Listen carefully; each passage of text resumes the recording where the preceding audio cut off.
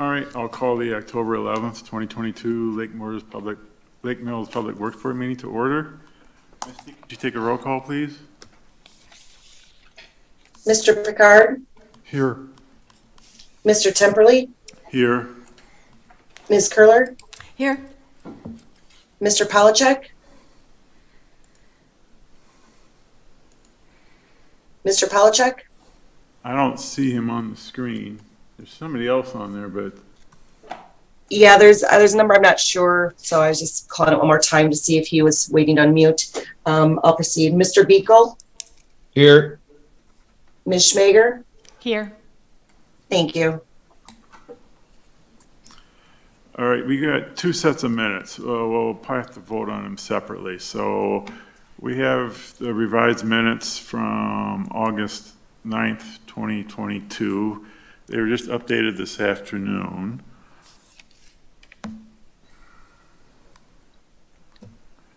So I'll make a motion to approve the minutes from August 9th of 2022. I'll second that. all right, let's just do a roll call vote. Misty? Mr. Temperley, Aye. Ms. Curler, Aye. Mr. Beekle, Abstain. Ms. Schmager, Abstain. Mr. Picard, Aye.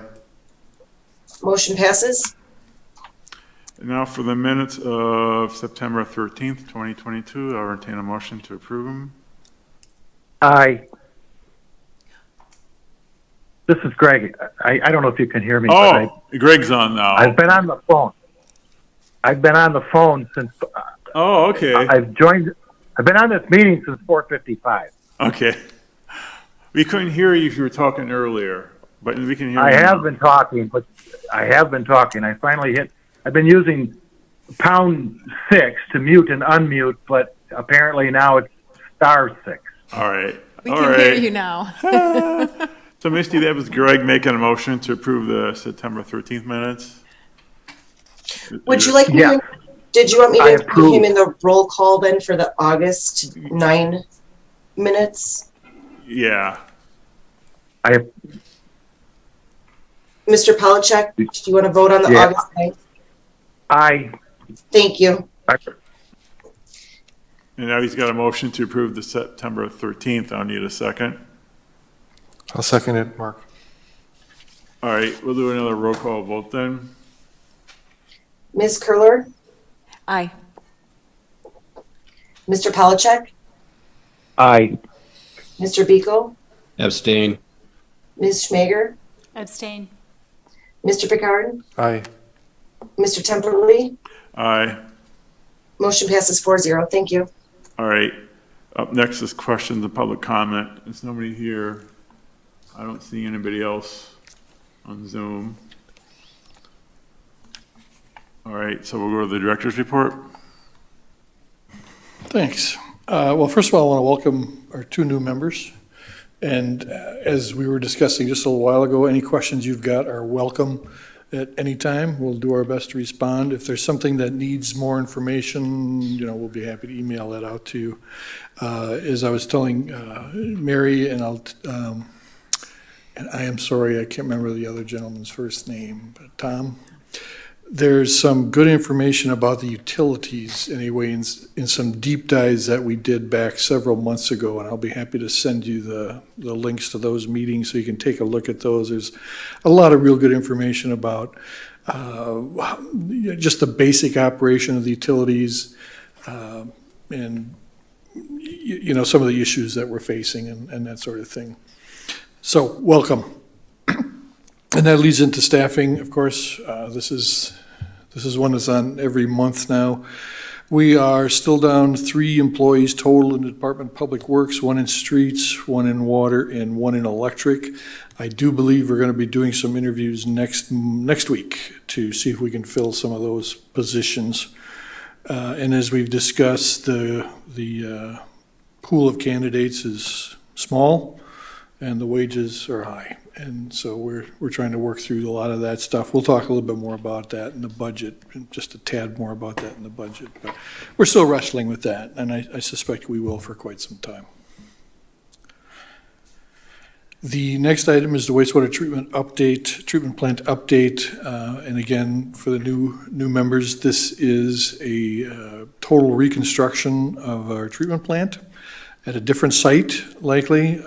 Price tag is somewhere between, right now, I think we're looking at $50 and $55 million, so it's a big deal. But it's something that's necessary not only to comply with DNR regulations, but our current plant is really reaching the end of its lifespan. Typical 20 to 25 years for a treatment plant, and we are 25 plus on our current plan. So we'll be looking at that, and I mentioned that tonight because next Tuesday at the city council meeting, we'll be going into closed session to look at siting the plant. And is it appropriate for me to let this body know that they're invited to that closed session? Too late now because I just did it. Yeah. We were already notified of that. Okay, oh, very good. Okay, I wasn't aware of that. Through So, email? Next Tuesday?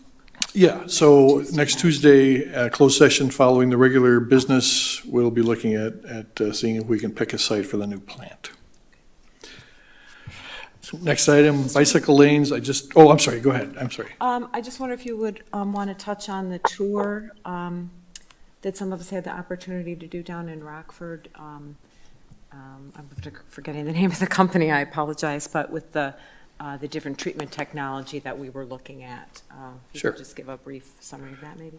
Yeah, you bet. I'll be happy to do that. The name of the company, it's got several names, but it's Aqua Aerobics is the one that we're dealing with. And what this is slight change to the way the sludge, if you will, is processed at the treatment plant. Really quick, influent comes into the plant. It has to be separated, liquid and solid. And that's pretty common in any plant, but in this particular one, there's a different way of separating the suspended solids, if you will, from the other liquids. And it's a process that could result in cheaper costs or lower costs to build the plant, could result in lower costs to process through the plant. The hook, I guess, if you will, is that it's a fairly new technology in the United States. It's something that's very common in Europe, particularly in Norway, but it is now starting to gain some momentum in the United States. And so we went to Rockford. This was 3 weeks ago, I guess now. The effluent to be, I don't know what the word I want here to use. It's not cleaned, but separated, so that solids and liquids are separated.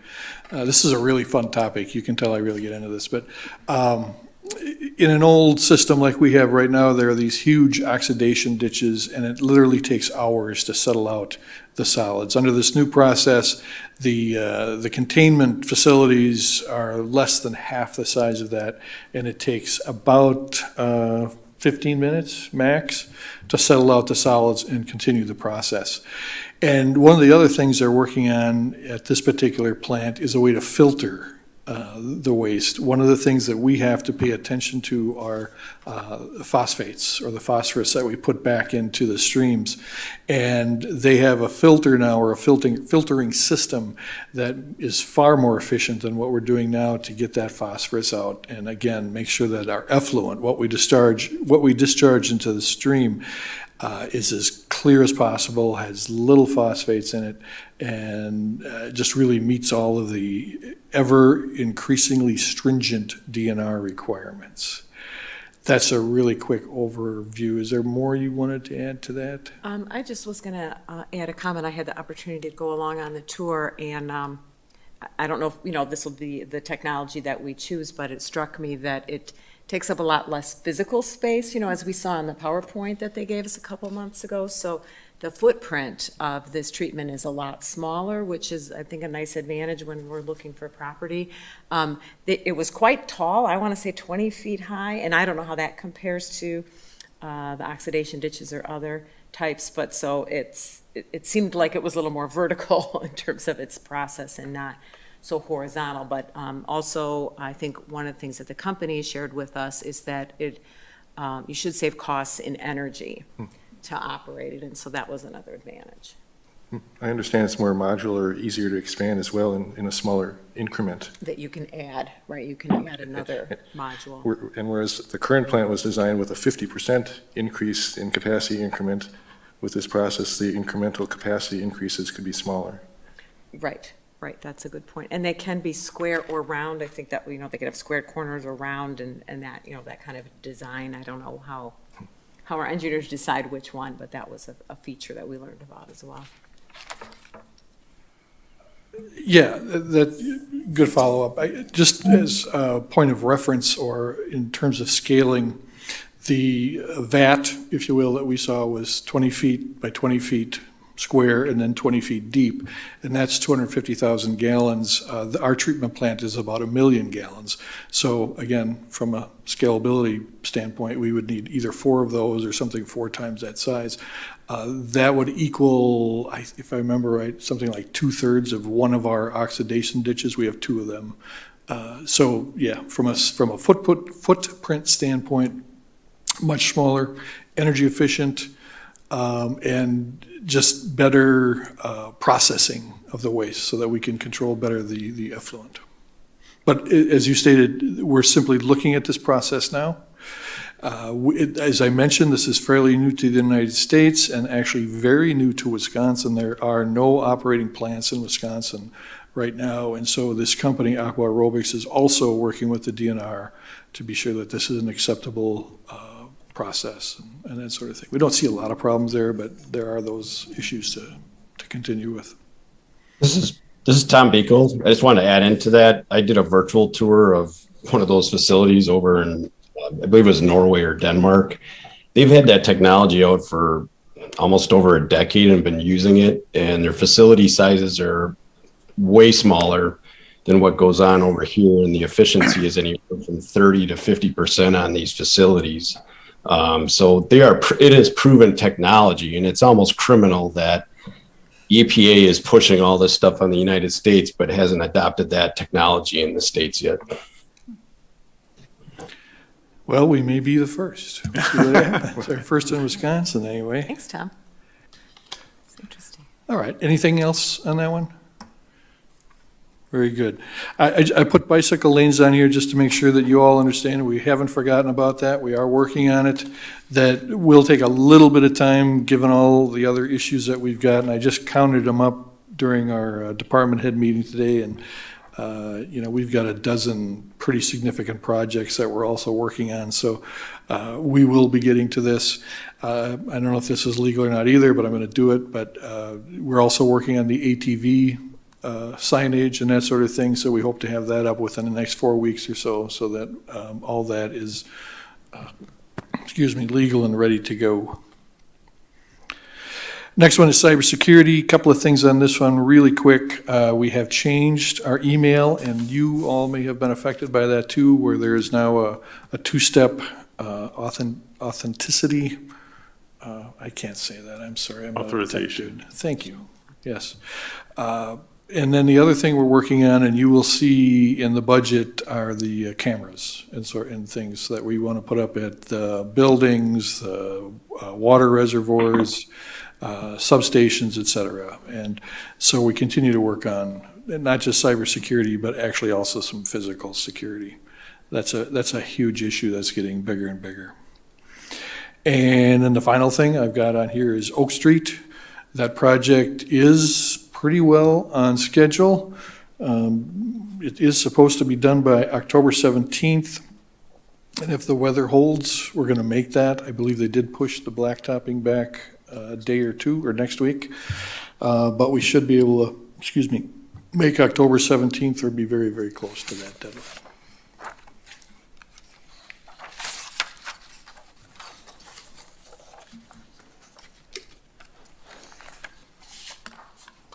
Any other questions? So I don't understand the bicycle lanes. Is there going to be a prepared motion eventually, or? Yeah, I think our intention overall is to have like a map, if you will, and some supporting data, and then a motion to basically establish the bike routes. We've taken your comments, and we'll bring that back in a package that you can vote for or against or alter or whatever you want to do. Okay. All right. So we'll go on to agenda item 6, discussion recommendation on 2023 utility budgets for the wastewater, water, and electric. So we had, I guess, a draft version at the last meeting. And tonight, discussion and decision? Yep, tonight we'll officially make a motion to recommend. So, And if I may, I hope you just threw out last month's because we made a number of changes to that. So we'll be operating off the budget that was in your packet for tonight. okay, A couple of comments before we get into that. First of all, one of the major things we had to update in this was the cost of purchased power or our electric power. And I think as we've discussed a little bit before, based on information that we've gotten from WPPI Energy, we can expect a 10% increase in our costs from WPPI. So we will have to choose to absorb or pass along some of those costs. I will tell you that WPPI's increase is about half or a third of what other utilities are seeing. I'm talking about We Energies, MG&E, et cetera. And that some of this will be passed along in our power cost adjustment clause, which is a monthly adjustment as opposed to a change in rates. Now, caveat I want to put out right now for all of the utilities, water, wastewater, and electric, is that we will be doing a cost of study service. And so we will be seeing how our rates now compare to what we will need to meet all of the changing needs. I'm not going to make any predictions right now, but I do think that probably any changes we have to make will be fairly minor, that we can absorb some of these costs in other places in the budget, but we will be doing those cost of service studies.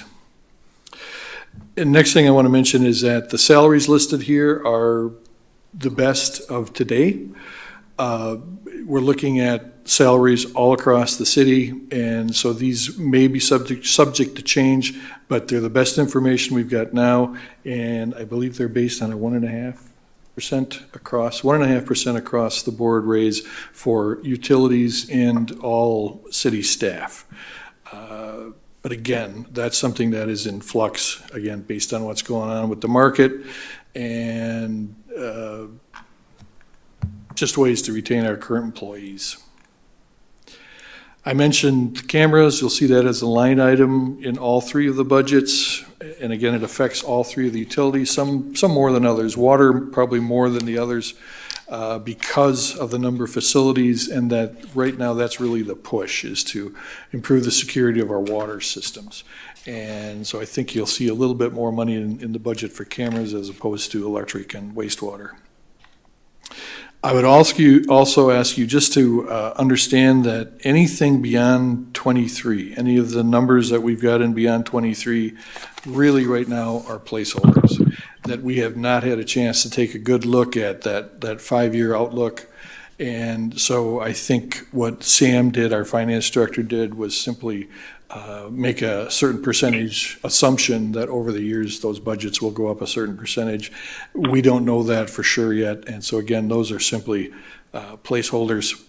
You'll also see that all of the information from the CIP is included in this. Now, that's a document that you looked at before, but that data is in here also, and if you want to talk about that, we certainly can. Other than that, you know, most of the adjustments from the previous budget that you saw to this one are relatively minor.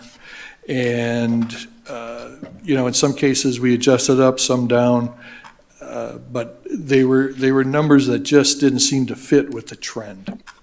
And one of the issues we had in putting this budget together was that previous years, you know, so much of the budget was put together and we didn't know what was actually included in all the line items. And so this year we started digging down a little bit deeper to see if we could understand what's in some of these line items. And I'll tell you straight up, between Drake and Dwayne and I and Sam, we're not 100% sure what was in some of these. And so we just went on what we think should be in there. And so you might see some adjustments that don't totally make a lot of sense, but what we did is disregarded previous years and simply put in what we thought would be appropriate for 23. Those are really my comments, my initial comments. I think I would ask that we handle this just by whatever questions you have, as opposed to going line item by line item. And so we'll see if we can respond to your questions and move forward. Well, one thing that stuck out was the electric trucks and trenching doubled. Yeah, oh, I'm sorry, I should have mentioned that. You'll see that in wastewater too. That's because we are looking at purchasing a new bucket truck for the electric department, and those are now to the tune of $450,000. We've got a 20-year-old bucket truck that we'd like to replace. 20 years is about the life of those. And in wastewater, we've got a vac truck, which is the truck that they use for cleaning out the sewers and sort of thing. That one has reached the end of its life, and that's also about a $450,000 vehicle. So that's why in both those budgets, that number's gone up significantly. So those leaf vacuum trucks go into the wastewater budget. No, this is not a leaf vac, this is a sewer vac. Sewer van, oh, okay. Yeah, I so don't know it- if you've ever seen those out and about. If you can't miss it, although some people do apparently and try to run into it. But they're used both for jetting. So in other words, there's a high-powered hose that will go in the sewer to clean it out, and then for vacuuming out any debris that's in there, it's used for vacuuming out catch basins. We also actually use it quite a bit now for excavating. If we've got a water main break or a sewer main break, we use that instead of digging. We will excavate that with a vacuum just to control the soil pile and that sort of thing. But that's what those are. Okay.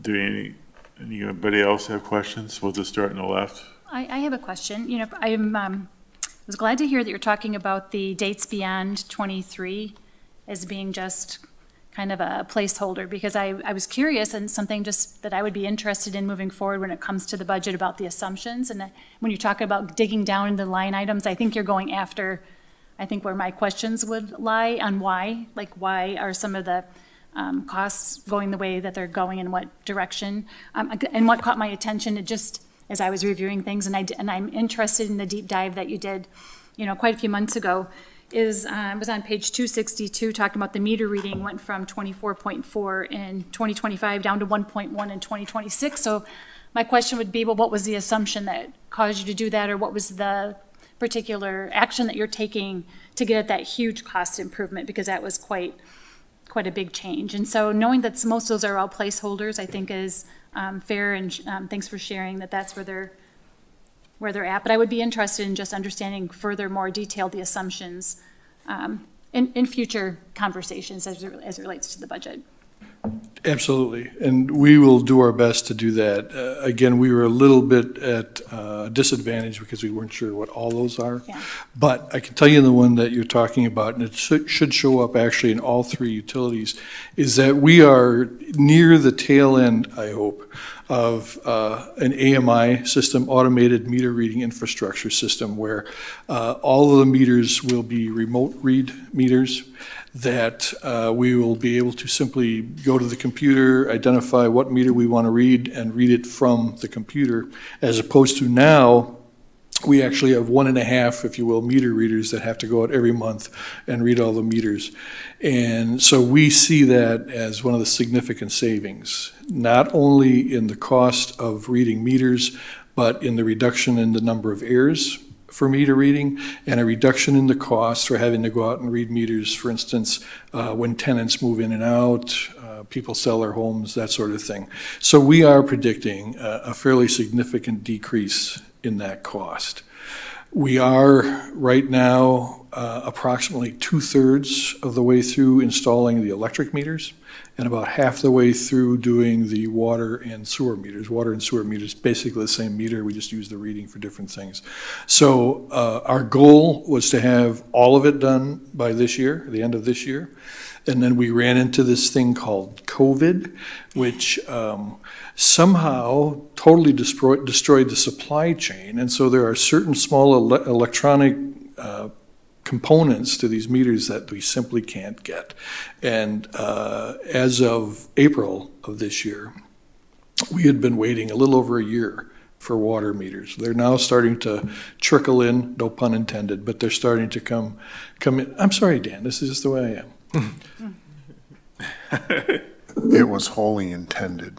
All right, pun intended then. Anyway, so we are now just starting to get water meters in and electric meters in. But again, that's a long answer to saying that we are anticipating those costs are going down. Following up what you said about half of the water meters are installed, does that mean we don't have to go to half of the houses and other businesses now? And Yes. does that provide some savings in terms of labor? Yes. Now, I can't document that. I don't have it documented, but yes. And actually, where we're seeing the greatest savings, quite honestly, is in finding meters that we're not recording accurately. And so the accuracy of the meter has increased, and in the cost to go out and reread a meter again because of move-in and move-outs. Those were quite expensive. So we are seeing it. We should probably put together a report maybe toward the end of the year as to just what we are seeing for savings in that regard. And I looked at Dwayne, you noticed. The royal we should put that Yeah. together, yeah. I think a savings, like the areas where you see, even though they're placeholders for 24 and beyond, if you have areas where you are expecting based on investments that you're making or projects you're working on, I think that would be of interest to understand what might be earmarked out there, even though they're placeholders today, for us to understand what that long-term picture could look like. You don't want all of your hard work not to be shown in your numbers when you are working hard to make improvements. So it'd be nice to highlight those. I agree. Because you're spending in a lot of other places with your investments, but if you're talking about savings, it would be nice to make sure that those are highlighted as well, so the community, everyone understands that We'll be you happy have money to, going in both directions. we'll be happy to do that, absolutely. Yeah, your turn, Lita. I have I guess, kind of a bigger picture question about, is there a policy behind how the budget is put together with respect to funding capital improvements? So it looks like, in the electric, it's almost exactly dollar for dollar, where the amount of proposed capital expenditures is equaled with the bonds. So that tells me that's being proposed for borrowing, is that right? And so then in water and wastewater, it's not exactly the same, but it looks like in general, our approach is to use borrowing to pay for our capital expenses. Is that generally true? And if so, is there a policy behind that, or how does that fit into the rate equation? Is that something that PSC requires? I guess I just want to understand how those tie together, or is there something different we can or should be doing in terms of funding capital costs? Well, let me start and see if we can get to your question exactly the way you want it done. First of all, in regard to any street project, not equipment, yes, borrowing is typically the policy or the procedure, knowing that those are larger dollar items and they should last longer. Do you want to add to that? No, that's exactly where I was Okay, going to start. all right. The longer lifespan typically is a borrowing. What we attempt to do then with vehicles and equipment, though, is fit that into our annual cash flow. Now, we have an exceptional situation, as I mentioned, in water and wastewater. So we may be, just simply because of the size of that expenditure, have to borrow for those. But typically, we want to stay within our established revenues to pay for those items. And the other thing I'll mention, and we have talked about this, and I think it fits with your question, is that we are working more and more now on sharing equipment, so that we're taking cash not only from the utilities, but when we share with Streets Department, for example, that some of that cost is absorbed there. So once again, we can avoid borrowing for those types of items. And as I mentioned, just to kind of come back to the beginning, is to borrow for the larger ticket, longer life items. But that could be tricky, though. Years ago, the public works budget was all one huge budget. And when Steve Wilkie got on board, the PSC said, hey, wait a minute, you guys might be using utilities to subsidize your streets or vice versa. So we went through a process where we decoupled everything. and then we got a big fat check from one of the utilities because we were subsidizing the utility or something like that. So how do you take that into account then when you share equipment to say this, we have to put the cost to this budget now? You know what I'm saying? I do. Yeah. Yes. We have a rule, and the PSC has a rule that whoever causes the cost pays the cost. Right, yeah. Yeah, and so if, for example, the streets department does patching of a water main break or something like that, then we actually, the streets department bills the water utility for that. Special, where would it show up at? Oh, I'm gonna maybe ask Sam, but I'm gonna bet that There's a doesn't line show there up here called yet. interdepartment. Is that where it- Interdepartment, okay. Interdepartment? Yeah, I think that's part of it. Sam, do you have any insights on that?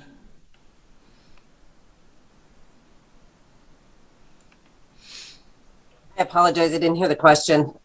When there's interdepartmental charges, like when one department borrows equipment from the other, how do you account for that?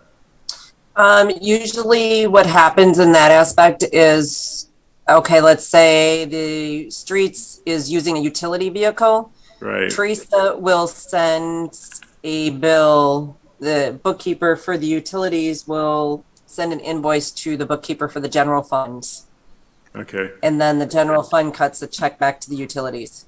so, Then Sam, where does that show up in the budget then? How is that identified in the budget? I don't think it really shows in the budget. it would be expense, right, or income? It'd be income from one department and expense for another. It would be, I would have to look up the account, so I'd have to do some research on it, but yes, it would be well, it would be an expenditure for the street departments on the general side paying the utilities. And then a revenue. And then it would on the show up, utility. it would show up as a revenue on the utility side, Yeah, We don't have those lined out. I think. or vice versa. right versa, yeah. I think a pretty specific example would be, Sam, and help me out here, say we buy cold patch. We now buy that in the street department, and then if we use it, so that dollar amount is in the street department, if we use it to fix a water main break, then the water department reimburses the city and it goes back into the cold patch account. So you may not see a specific item in the budget, but you would see one in the transactions in the ledgers. That is correct. And I know the council, when we see the monthly checks for the general fund and the utility, you see monies going back and forth for those kinds of purposes, yeah.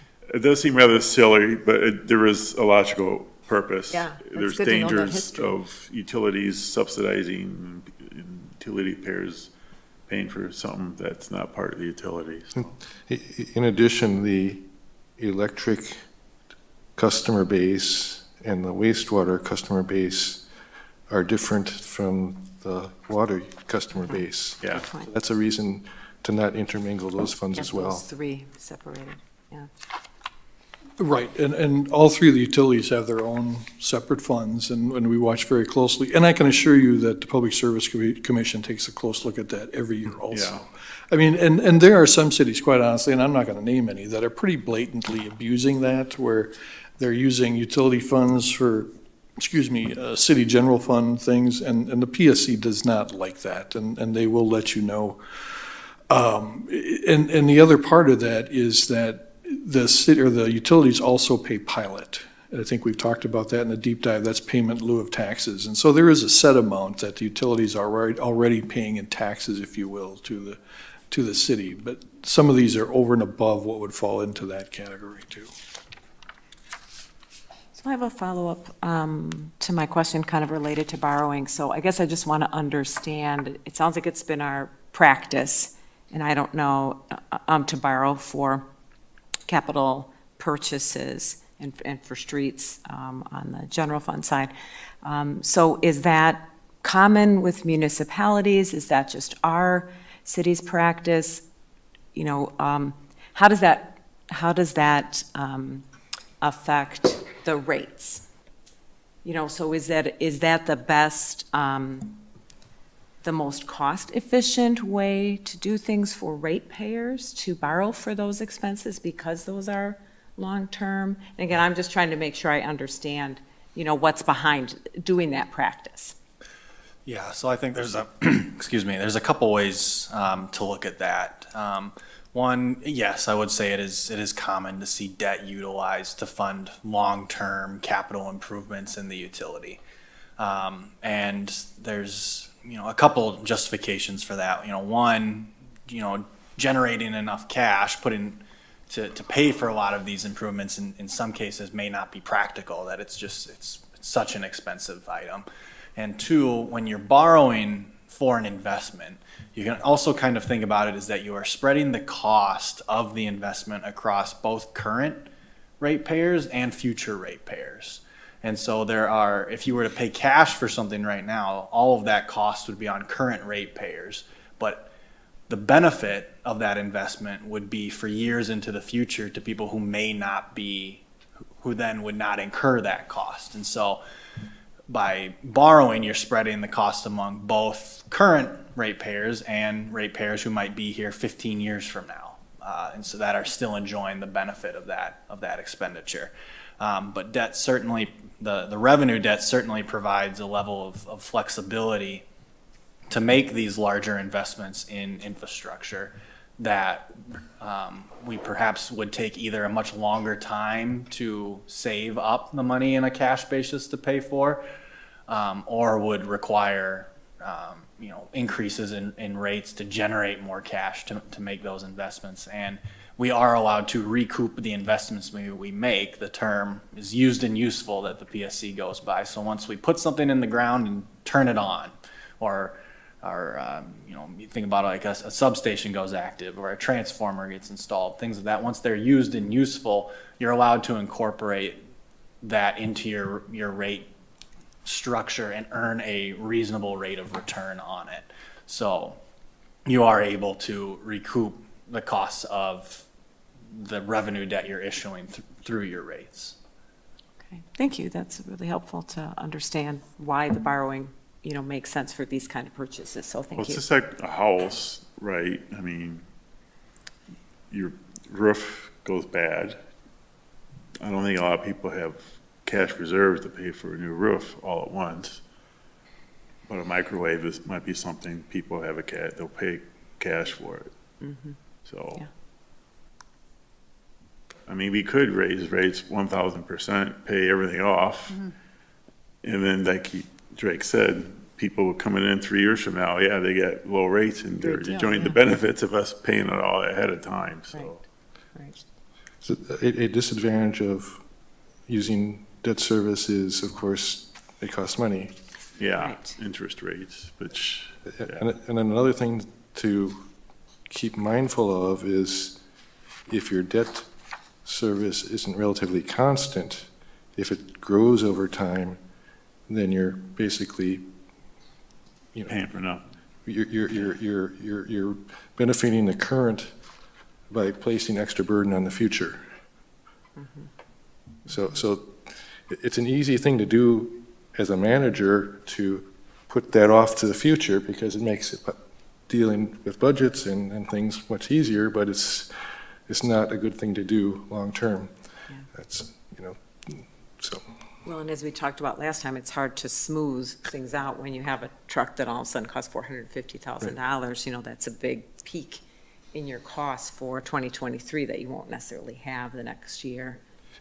If you're generally going to have $100,000 of capital projects every single year, it's probably better to budget for them because there's, if it happens every year, you don't have a big increment Then from in the year to rates, year. Yeah. 2 points, very good points. First of all, in regard to the vehicle stuff, we do try to maintain some kind of a level there that it's about the same every year. Now we have these hiccups, though, with certain items that are always going to cost more. And so we're at the point that we're dealing with one of those. But again, we try to keep that relatively level. In regard to Mark's point, well taken, and I think the Public Service Commission is actually kind of recognizing this in that they have started to allow rates to be adjusted in anticipation of projects. That's not something that they did even a couple years ago. Now, within reason and with absolute proof that you're going to do it. So you can't set a rate for a new water tower and then not build it. People get a little uptight about that. And then the last thing is that the way the rates are being structured, and we've had this discussion before, the way the rates are being structured now, especially in water and electric, is not quite so reliant on kilowatt hour sales, but they're taking a close look at these fixed charges, which are the big dollar items, the transformers, et cetera, et cetera. How that will play out over the long run, I'm not sure. But the trend has been to increase the facility charges and level off a little bit the kilowatt hour charges. Whether that would fit for us down the road, I don't know. But it is, again, a trend that we're seeing in a lot of places. Yeah, I've seen other utilities where there's sort of like a minimum monthly charge, no matter how much your electric use. It might be a vacation home that you're not even at for that month, but there still is going to be that minimum fee for exactly that, what you're describing, kind of those fixed costs. Yeah, and there's pretty valid arguments on both sides of that issue. So that will be incorporated into the cost of study or cost of service studies that we're doing. What is the best option for our ratepayers? What's your timeline on those, and are those going to be one at a time that the board will see those? No, we've already kind of started the wheel rolling on that, so certainly we'll be doing the water and the wastewater concurrently. Those we do with, we work with Strand to do those, and then WPPI Energy, our power supplier, we'll ask them to do that. My hope is that by the end of the year, we'll have some information there, and that'll tell us then, do we look at a rate case in '23 or don't we? I just had one other thought. I lose a lot of thoughts, so please bear with me. But we talked about this too, and again, it's the supply chain issues. If we ordered both the bucket truck and the vac trailer today, it would be 2 years before we'd see those. So even though we're budgeting them in '23, I don't anticipate the actual expenditure to be in '25 possibly. So just, that makes budgeting even more exciting.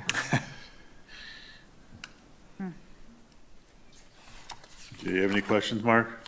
No. Greg, you have questions? You still on? You're talking, Greg. We I'm can't good. hear you. Oh, there you I'm go. good. Was it Tom? Yep, I just have two quick questions.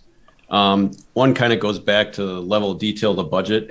Have you ever done a comparable budget to a similar sized community to see how you're doing against how they're working from an efficiency standard, to see if there's any improvements that can be made that somebody else is doing? I mean, because budgets can be really, really tricky. We all know costs are going to go up, especially in the environment we're in. That is not going to go down. Your meter parts and everything else is going to continue to go up, and I would suspect your quality is going to go down. And we're just going to continue to see those costs. But how are we doing comparably to other communities? I mean, that's when I look at a budget, I want to know, like, how are we actually faring as a community comparable to others? I'm not sure if this is going to get to your question or not, but certainly as part of our electric cost of service study, we do compare our final rate. We don't compare line by line with other communities, but we do compare like size, typical light loads, if you will, whether it's heavy residential or industrial, and we do look at an ultimate rate comparison. But I think I got to go back to the deep dive. We might have done some of that in water and electric, just a little more as to how their budgets are being used. Go ahead. Okay. Yes, Tom. Oh, sorry, Yep. Tom. Go ahead. Go ahead. No, you go ahead. You have the floor. I think Paul is hitting on the head. The deep dive has some of that information. I would caution, and I think as we went through that process, it's hard sometimes to compare because each community is a little different. It's like, it's not comparing apples to apples in many cases. We are a community that has a lot of residential users compared to maybe like-size community that has a lot of industrial use. That the user base is different, which can cause some difficulty in doing the comparison. But I think if you go back to those deep dives, I think there's some information that maybe would be helpful for you, Tom. Excellent, thanks. Second question on the vehicle situation. And I guess we all understand vehicles, old versus new. Are there efficiencies that are going to be created with these newer machines? I mean, are they the ones we have currently? I get the age of them. Are they breaking down all the time, or are they unsafe, or is there those issues going on with them? Because you go to different states and you'll find that they're using some pretty crude equipment yet, but it gets the job done. And if it's not really speeding things up and keeping costs lower, is there a way to stagger that so we're not, accruing 400, two of these big expenses in the same year, or trying to spread them out 5-10 years apart? Yeah, good question. In regard to the vac truck, that one is a case of it's simply wearing out, and that the repair costs are starting to get to the point where we're at the point of diminishing returns, if you will, where to fix it is going to continue to get more expensive as opposed to purchasing a new one. In the case of the bucket truck, we're in a little different situation there because of safety issues, that these things have to be dielectrically safe, that sort of thing. And kind of the reason for the 20-year lifespan with those is that the fiberglass that's used to isolate or insulate, if you will, the bucket from the rest of the truck, over 20 years, that begins to crack and break down, and just plain isn't as safe as it was when it came out of the shop. Now, we test those every year, and you can kind of see the degradation over the years, but there does come a point when it's highly recommended that rather than using that on live lines, that it be retired. They tend to go to tree trimmers and that sort of thing, and that we get the latest and greatest as far as safety goes for electric bucket trucks. Thanks. I just had a follow-up comment. I appreciate, Tom, your first question. And I guess one thing it occurs to me that can be different between communities that might be of like size is the permit standards that might apply, where our wastewater treatment plant discharges, what phosphorus standards we have to meet, et cetera, compared to some other community that could really be apples and oranges, right, in terms of process and... Yeah, I'm sorry, I didn't mean to interrupt you. I think a general statement can be that DNR regulations are getting more strict, especially in regard to phosphorus. But the other variable, their huge variable, is where they're discharging. As you know, one of the things we want to do with a new plant, as opposed to discharging into Rock Creek, we want to discharge into Crawfish River because of the dissolution, if you will. And so there are those differences. And the other, it's not just the effluent, but it's the influent too, that there's different cities have different chemicals, makeup of their influent. So we're all a little different. There are some standard things, but overall every city a little bit, Drake comes from New Glarus. I'm sure that their influent is different than ours because we don't have a big winery, brewery, distillery, so they've got some different issues that they'd be facing there. So we're all a little different. We like it that way, by the way. If I may, Lisa, another maybe meeting to go back to is the CIP approval. In the presentation we talked about different communities maybe being on a different schedule for replacement. And we talked about life cycle and what this CIP program is actually, even though it is aggressive, it's still falling behind on a lifespan timeline. We're not replacing at what we're intending these new facilities to last, even with the dollars that we're presenting in the CIP. And so when you then compare to another community that maybe isn't doing that, their rates will be much lower. But in the long run, potentially they will have a large lump of infrastructure replacement. And I fear that will happen throughout the United States, is that there is quite a bit of underground facilities throughout these states that have not been replaced and is approaching end of life. So I hope that helps, kind of that comparison. I definitely remember us talking about that with respect to streets and how we're, what's our goal versus what, is really achievable. Any more questions? I just want to mention to Tom that and to any in our listening audience that anybody can read comparisons community to community using the PSC website and the DNR website for water and wastewater.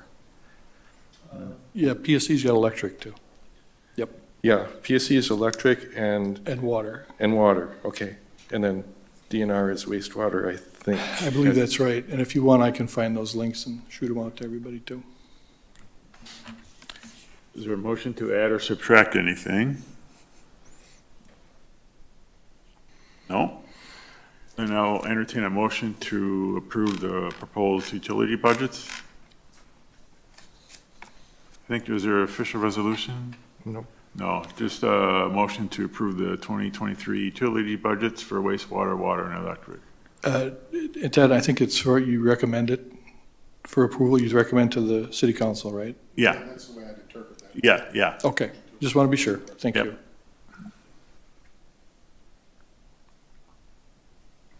I'll make a motion to recommend to the city council approval of the 2023 utility budgets, wastewater, water, and electric as presented.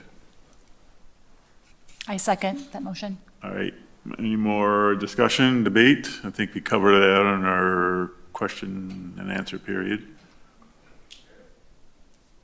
Okay, we'll do a roll call vote. Misty?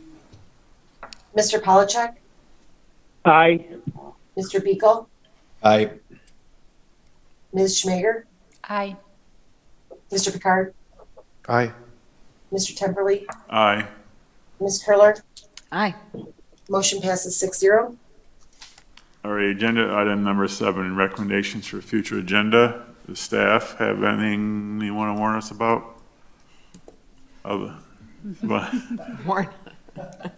I wasn't listening real close, and I was like, aye.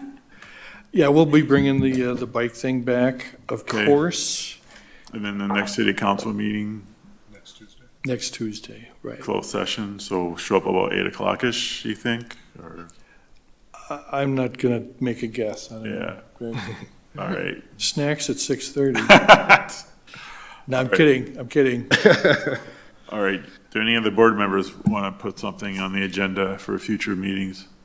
We had a suggestion, I think it was maybe yours originally, Mr. Temperley, to just do an overview of Article 7, the Public Work Board's responsibilities. Maybe just do a quick overview of that, and since we have a new member, that Yeah. might be good timing. Yeah, it's a discussion I have the council with other boards, or 30 years old. Times have changed. And we should take a look at the Public Works Board ordinance. Like the ATV ordinance, technically, that doesn't belong here. So What doesn't? the ATV was a traffic safety. 2 council members voted not to bring it to this board on that technicality. So if the council does want that, it should be officially clarified. So maybe if we go through the chapter and just Yeah. make so- sure everybody gets familiar with it, and then if we have ideas for how maybe it should be changed. Yeah, we it's could talk. online. What is it under? It's on, you can find it on the city website. It's, and the ordinance is under Board and Commission, Public Work Board. Yeah. It's a 2-page ordinance. So just review it, see what's on there, see if anything's obsolete or see anything that needs to be added.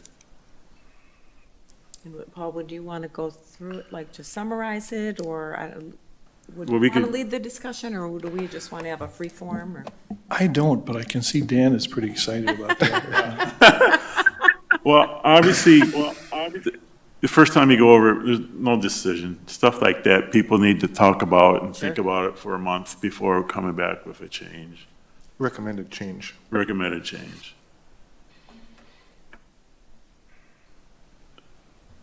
All right. Anything else? All right, I guess I'll adjourn the meeting. Thanks, everybody. Sounds good, thanks.